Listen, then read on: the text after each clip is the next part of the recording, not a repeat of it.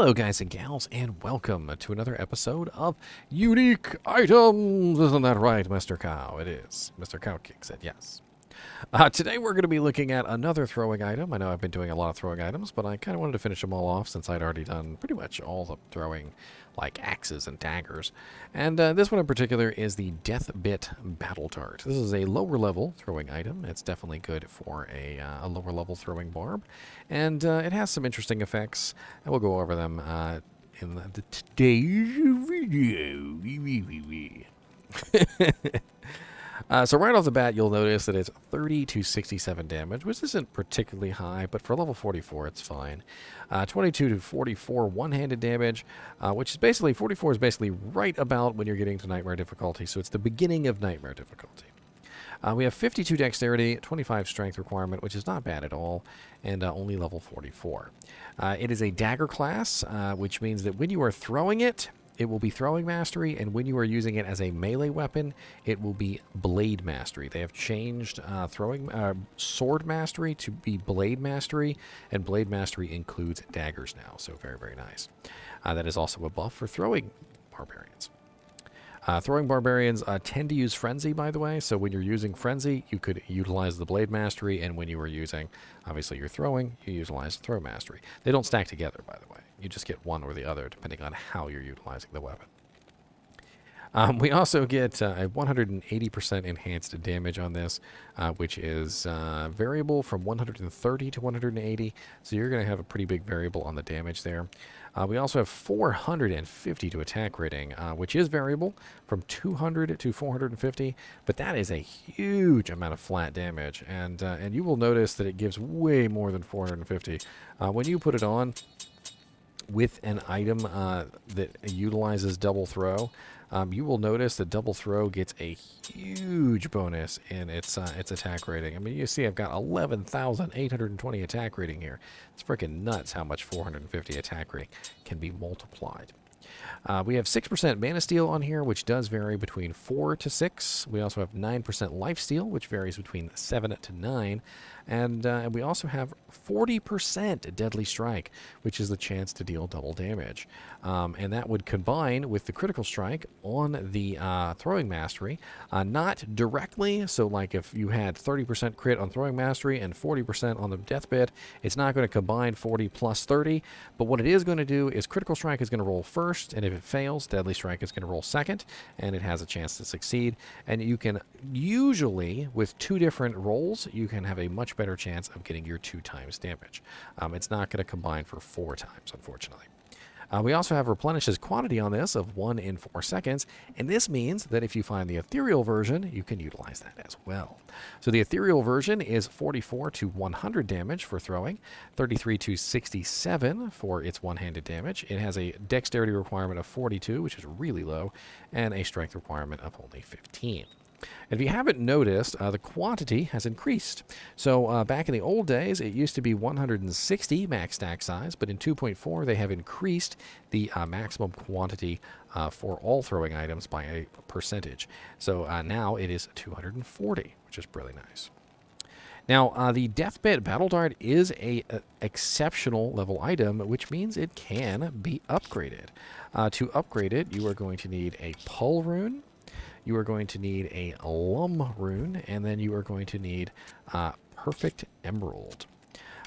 This will upgrade it to the Elite version, which is going to increase the level and the dex and the strength requirement by quite a bit, so do be aware of that. And we're going to go over that right now and see what we end up with, whether it's a good upgrade or whether it's a not so good upgrade. So we start out with 30 to 67 damage, 22 to 44 one-handed, 52 dex, 25 strength, and level 44. To the Deathbit Flying Knife, 64 to 151, 64 to 151 one-handed, so identical one-handed and throwing, 141 dexterity requirement, 48 strength, and only level 55. So a absolutely excellent upgrade for the Deathbit Flying Knife. Only 11 levels on the upgrade there. Very good upgrade as far as damage is concerned. And also the only one that really got high was the dexterity requirement at 141. But quite honestly, that's not too terrible considering throwing daggers and throwing weapons usually have pretty high dexterity requirements. The ethereal version can also be upgraded, by the way, and this one is going to go from 44 to 100 damage, 33 to 67 one-handed, 42 dex, 15 strength, level 44, to 95 to 226 throw damage, 95 to 226 one-handed, 131 dex requirements, 38 strength, and level 55. So not bad at all. We also got a quantity improvement, didn't we? Wasn't it 240 before, and now it's 300? So we got a bump in the quantity as well.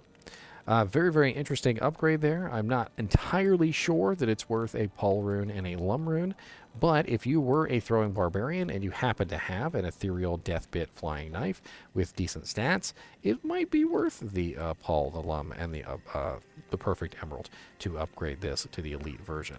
That would definitely help carry you through nightmare difficulty into hell, and could potentially carry you through hell difficulty too until you manage to find yourself maybe a war strike, a lacerator, a demon arch, a gimmer shred. I mean, there are a lot of different throwing items that are very, very nice, and these are very small, and you can certainly keep them on you, perhaps in your cube or something like that, and pull them out when you need, an additional item. A lot of the times, most throwing barbarians will have 2 sets of throwing items, and they'll swap back and forth between them as they wait for the items to regenerate. Now, this particular item could be interesting to find early on for a throwing barbarian. So let's go over to Silo's Pen, and let's take a look at where potentially this item could drop from.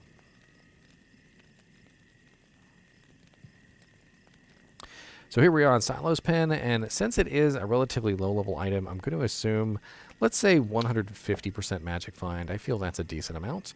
We're going to look at bosses, and we're going to see where we could potentially find one of these kind of on level. So the beginning of nightmare difficulty is really what we're looking at. And you know what? For that reason, let's go to nightmare difficulty. And let's look strictly at nightmare bosses. So Duriel has a pretty good chance, but you can't really farm him very effectively. He does have a 1 in 2,101 chance, though, which isn't bad. The Summoner, he's also not easy to farm, but I guess if you were specifically trying to farm Duriel, then you would kill the Summoner first, because you'd need to figure out which tomb Duriel's in, and then you would kill Duriel. It could be an interesting farm there. It is nightmare difficulty, so it wouldn't be too difficult. Really kind of depends on what weapon you've got, or what kind of character you're on. Mephisto and Nightmare is relatively easy to farm, but maybe not for a level 44 character who doesn't have a Deathbit yet. Let's check these super uniques. So the Cow King in Nightmare is relatively easy to get to if you have somebody who can open the portal for you. You can access that in Act 1 Act 1 Nightmare. But you'd have to have someone open the portal, and you would also actually have to be capable of killing the Cow King at level 44, which might be difficult. Ancient Ka the Soulless is also there, but he's rather difficult to farm. He's in the False Tomb, and it's hard to figure out which one that is. Stormtree is easy to farm. He's always in Lower Kurast, right near the entrance. Eldritch the Rectifier in Nightmare is pretty easy to farm. He's always right there next to the waypoint. So it looks like there's a pretty easy Act 5 Nightmare farm, which is kind of out of reach for a level 44 character, but it could be a good one to try and get this particular item. Eldritch, Shank, Doc Farron, those are really good sources. I'm trying to see, is Pindle on the list? I don't see Pindle. Where's Pindle? Yeah, Pindle. So you could do Pindle, Doc Farron, Shank, and Eldritch, and probably Thresh Socket. Yep, Thresh Socket too. All those are pretty good choices, as well as Hephaestus the Armorer. He's a pretty decent choice as well. Maybe not the best probability, but it really kind of depends on what you're going for, how high level you are, what you're capable of farming. I mean, if the only thing that you're capable of farming is, one of the bosses in Nightmare difficulty, like maybe you can kill Mephisto, you can moat trick him or whatever, then maybe that's what you'll do. You'll just moat trick Mephisto in Turrets of Hate level 3, and that'll be what you do to try and get yourself a Deathbit.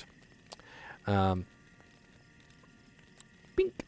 As always, I do appreciate you guys and gals watching my videos, even when we're paying death in bits. That's a terrible joke.